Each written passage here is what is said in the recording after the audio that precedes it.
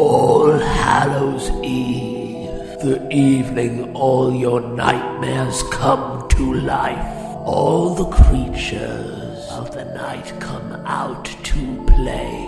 It's time to pay tribute to this terrifying month. So join us as we celebrate a sinister season.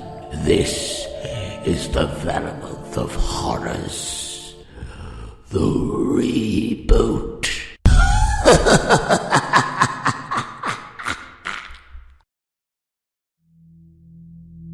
Well, it didn't take much to convince Hollywood to produce a sequel to the 1988 classic Child's Play. I mean, the original clearly did its absolute best to ensure the damn killer could never ever return, but hey ho, we got another one! Well, maybe it'll be as good as the original. Hi. Nice of you to join me? Hi, I'm Adalynn from Adelyn's Horror World, but of course you already knew that. Did I? Why are you here? I love horror movies, so I thought I'd join you for this one. You like horror movies? Yeah? But you're a girl. How about we review My Little Pony instead? Just get to the review! I hope you have good news for me. The novelization, which did come after the film, actually focused on Chucky's backstory, portraying him as having an absent father and a dwarf mother, who he ended up murdering, but none of this is in the movie. Furthermore, originally, Andy's mom was going to appear at the beginning of the film, again played by Catherine Hicks, with her being sentenced to a mental institution, but this was cut out. It still happens in the movie, but we don't actually see it. My question is, what the hell happened to the cops? Literally, 2 police officers were also aware that Chucky was alive, and yet they are never shown or mentioned again in any of these films. These are 2 valid, reliable people who can back up Karen and Andy's claims, and they vanish into the abyss. What the hell? It literally makes no sense. Karen was the main survivor of the first film, and Detective Norris and what's-his-face? The other one. Were the side protagonists. Why wouldn't they back them up? Dickheads. Shit. While the original film was well received and considered a clever slasher film, this was viewed as a lazy rehash of the exact same movie, despite it being a financial success. It takes place 2 years after the original. Andy's mum is in the loony bin, so he's adopted by that woman from An American Werewolf in London who admitted she actually hated the experience working on this film. She has a really bad history of partners in horror movies. You think this is funny? Of course, it features another snobby company owner who's in every single movie ever. I don't care what it takes. Put a lid on this. Yes, sir, that's not a problem. I'll take care of it. You smother this or you're out of here in 24 hours. You got that? I am a suit. To be fair, they do have a funny moment, but the more you think about it, this would actually be a cool idea for a Chucky movie. A lot of people are saying that some joker here at the company must have tampered with the doll's voice cassette, you know. Hi, I'm Chucky. I'm the Lakeshore Strangler. Now I'm gonna kill you. Then again, they kind of already did that in another installment, so never mind. Now that I think about it, the movie has some pretty funny moments. What do you want me to do with the doll? Stick it up your ass.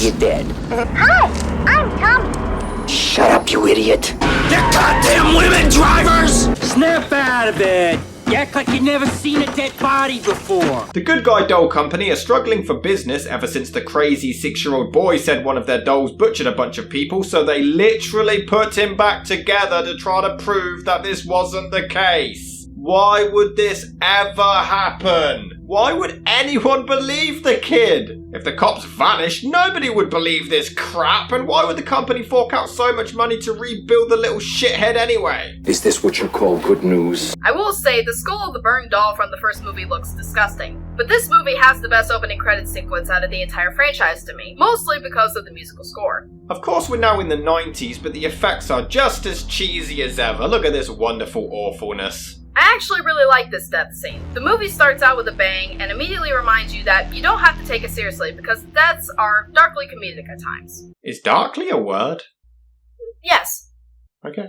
Sometimes. Andy, again played by Alex Vincent, is in therapy, and I have to say, he has improved a hell of a lot since the first movie. He's actually pretty good in this one. It's a massive upgrade. I have to agree. He was terrible in the first one, but hey, he was just a literal 6-year-old child. That's not an excuse! But here, Vincent is much more mature, and he pretty much carries the entire movie on his shoulders. It's his greatest performance in the whole franchise. Pretty low bar. What? It's also great that Chucky is no longer in the shadows like the original. They don't have to establish who he is anymore. Just let the doll run free and do whatever the fuck he wants. But like in every movie with foster families, the dad is always a prick. Why is that always the case? I don't even care. He is hilarious. The mum obviously wants to be there for Andy, but the dad is realistically very reluctant, and he has some of the funniest reactions ever. Oh, I'll get used to him. I was thinking we should get something for Andy, make him feel more settled. Any ideas? Yeah, how about a Valium? For crying out loud, Joanne, the child needs professional help! And of course they adopt a kid who's traumatized by the good guy doll, so they naturally have a good guy doll in his damn cupboard. Even when they discover it, they don't throw it away either. It just gives Chucky the opportunity to get rid of it and pretend to be the toy again. It's all been done before! I'm more concerned over the fact that this is the ugliest house I have ever seen. Why the hell would someone paint their walls bubblegum pink and bright blue? It looks like a playhouse, not a freaking foster home that a child lives in. And the mom doesn't seem to know how jobs work. Can't. Gotta work tonight. Kyle, that's the third night in a row. I'd really like it if you'd spend a little time with the family. Did she never have a job as a teenager? Did she just have rich parents, which meant she never had to lift a finger in the first place? Sorry, cash only. Why do people not carry cash? Surely that's a hell of a lot easier than paying with just a card. You can tell you're young. I have no idea. I love the scene where Chucky comes to life. It's no big reveal, it's just him taking someone hostage and just being there. It's great. I never quite understood the rules of Chucky though, so he feels pain sometimes but not others when he's pretending to be a toy, and I must admit, it is pretty much the exact same film again. Chucky is alive, he's tracking down Andy to repossess his body, it's the exact same plot, but Brad Dourif continues to nail the performance. He is so creepy and ominous. Let me out, you little dick! Let me the fuck out! The kills are great though. It's not dark comedy either, it's genuinely disturbing, and when Chucky laughs, which is the first time we hear the trademark Chucky laugh, it's actually terrifying. Brad Dourif's voice work in this is as chilling as it always is. He's so creepy. Although, the adoption agency willingly gives Chucky the new address for Andy over the phone. Sure, they're allowed to do that, why not? And we still get the first-person POV of Chucky, even though we know it's him this time. But what makes this better is that the animatronics look so much more realistic. Chucky actually looks like a doll that is really alive. But we interrupt this 1990s slasher film to give you an after-school special. Jesus. The 90s. You can die from doing that, kid. You're not a cool teenager like her. You're an 8-year-old who should be watching SpongeBob and eating mac and cheese. Sit down. Isn't he the same age as you? Shut up. This isn't funny. We even rehashed the batteries thing, but Andy doesn't even bother removing them to see if he still works, the dumbass. Although Chucky is equally as stupid. Idiot buried the other doll directly underneath a fucking swing. How the fuck can a tiny-ass doll even manage to tie up a literal child to his bed? How'd he do that? The hardest thing to make the sequel work is to explain why Andy would trust and befriend the doll again. But he overhears his parents bitching about his mental problems, so he forces himself to have the toy to try to get over it and become normal, which is quite realistic and mature motivation. I got a new game, sport. It's called Hide the Soul. Ooh, Hide the Soul. Sounds fun. How's it go? Dembele. Oh, we've played this before. Next! If you don't kill him, I'll come get me. Andy, calm down. I'm going to get rid of him.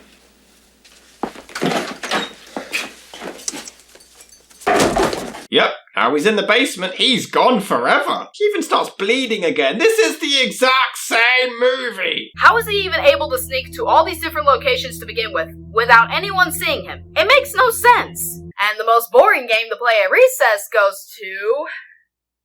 back and forth fence ball. Aha. Pinocchio jumped for joy, shouting, "I'm alive! I'm alive!" Get it? Naturally, Andy gets bullied at school, gets detention, gets locked in his classroom. Sure, they're allowed to do that, why not? Thank God I'm out of high school. What? What? It's not your fault. I don't think it's supposed to be, but this is hilarious. And the thing is, a stupid kid would actually do this in school, but here, Chucky did it and not just some random kid. Peekaboo. Okay, that is amazing. I shouldn't be rooting for him, but kill her! Kill her, Chucky! Kill her! Nice to see they continue the trend of unintentional funny expressions on Chucky's face, though. And it's followed by, quite possibly, my favorite death in horror history, mainly for how satisfying and artistic it is. But you're a girl. Just shut up! The death is off-screen, and it does look like an old-school horror flick, which is nice. Although it's practically the same movie, I feel like it's different enough. You have more sympathy for Andy this time around because he knows the truth from the very beginning. But he's already lost his mum, and the 2 cops who were mysteriously eaten by a lion. And now he's with strange foster parents who also don't believe him and end up abandoning him. This is a really cool idea. We're supposed to think it's Chucky looking for weapons to kill the Foster family with, but it's actually Andy looking for something to take out Chucky with. It's a nice twist. Yeah, in this one, he actively seeks Chucky out for a fight. He's more of an actual hero trying to take him down. Although this is the most soundproof house ever, how did they not hear any of this shit? I fight it, Andy. We're gonna be very close. In fact, we're gonna be fucking inseparable. Ew! You do remember that you're a grown man, right? But kill him, Chucky! Kill him! Followed by another great one-liner. How's it hanging, Phil? Andy is framed for his foster father's murder, and it is so heartbreaking. His foster mum was by his side this entire time, and now even she turns on him, and it's awful. But why does Andy do his best to make himself look like the damn serial killer? He also has a foster sister called Kyle, played by Christine Elise McCarthy, and I actually really like her. She's a cool side protagonist, and she's my favorite final girl of the franchise. She sticks by Andy's side no matter what, and her bond with him is the best aspect of the entire movie. I've always liked siblings in horror movies. I just love her character development. There are children out there who don't even remember who their parents are, and they grow up and live without them. It's quite sad, and anyone in that situation can relate to her. She helps to motivate Andy even more to take Chucky out on his own, since he can only rely on himself because nobody else believes him about the doll situation. Their bond is great. Even when she's not sure if she believes him, she immediately listens to Andy and throws Chucky away. It doesn't do any good, but hey, at least she tries. And then she discovers the other doll like it's this epic reveal. I mean, surely this just means there's another toy. You just find another doll. I mean, I'm just saying, oh my god, Andy was telling the truth, the toy's actually alive. It's still a pretty big fucking leap.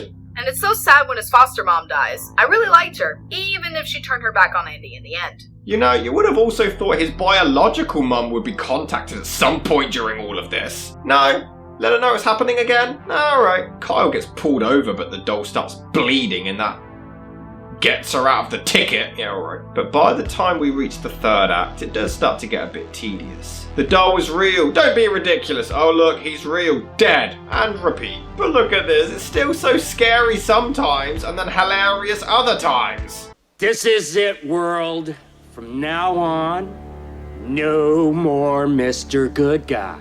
You know, after he's been interrupted so many times trying to do this fucking possession, you'd think he'd quit wasting so much goddamn time! But the possession attempt here, in my opinion, is the most suspenseful in the entire series because you actually think it will work this time, and you're actually convinced Chucky has turned into Andy. But it turns out, imagine this, he's wasted too much time and is now stuck as a doll forever. I mean, obviously. He was told this in part 1 and this is 2 years later. How the hell did he think it would still work? Oh well, this is actually really intense as he flips and chases Andy. The editing is brilliant, and the suspense is built up so well. And Chucky doesn't hold back, he completely flips his shit. The gore looks incredibly realistic and disgusting. The effects crew outdid themselves here. He even goes Evil Dead on his ass. This is badass. I hate kids. Well, at least there's one thing we can agree on. And there's this one worker in the factory who somehow doesn't notice any of this going on. But yeah, tell me this isn't a fucking cartoon. The imagery is always great the more deformed Chucky becomes. It's awesome, and the more I rewatch this scene, the more I realise these motherfuckers actually inspired the ending of Terminator 2. But I just love how the camera movement subtly hints that Chucky is most definitely still alive. This whole 3rd act is incredible. It's probably one of the best 3rd acts in horror movie history. But yeah, they just walk away. That's it. He's dead. Did you not pay attention the last time, you little idiot? Got you now, Andy. Oh, what a shock. This really is the first one all over again. He's worse than Ghostface. Oh, God. What did you do to him? Made him watch the sequels. And then he's still alive! Look at this! Fucking hell! He's harder to kill than the Saw franchise! He ends up getting melted by hot plastic and it looks insane, I can't lie. But then he blows up. He'll be back. But how does he die? He doesn't get struck in the heart. The original clearly stated that's how to kill him. Oh well, it looks awesome. Can't wait to see him come back 50 billion more times. Where are we going? Home. Where's home? Andy, I have no idea. Bye, Kyle! I look forward to most definitely seeing you again in the sequel, along with Andy's mum. And it ends with an incredible theme song that really fits the franchise. The movie actually is pretty good. Is it lazy? Yeah, in a way. It does retread the same material as part 1, but I kind of think it improves it. I think it's less being lazy and more playing it safe. The sympathy for Andy is stronger, as is his acting performance. The effects are still great, as is the production design, and Dourif's performance and the setup work really well. It's not entirely a carbon copy. There's enough in there to be different. It's not a masterpiece by any means, but in my mind, it's a pretty good sequel. Yeah, I still think this is the best installment in the entire franchise. To me, it's sort of a remake to the original, while still being a sequel that follows the rules of the first one. Too bad the sequels wouldn't. Alex Vincent gives a great performance that vastly improves over the original. Chucky is as great as always, and probably at his best here. The comedic moments are timed perfectly, and are just funny enough to not take you out of the seriousness, which I like. The character development for Andy and Kyle is the best part of the whole movie for me, since I love siblings in horror movies. And overall, it's a fantastic sequel to the original that improves on it in every single way.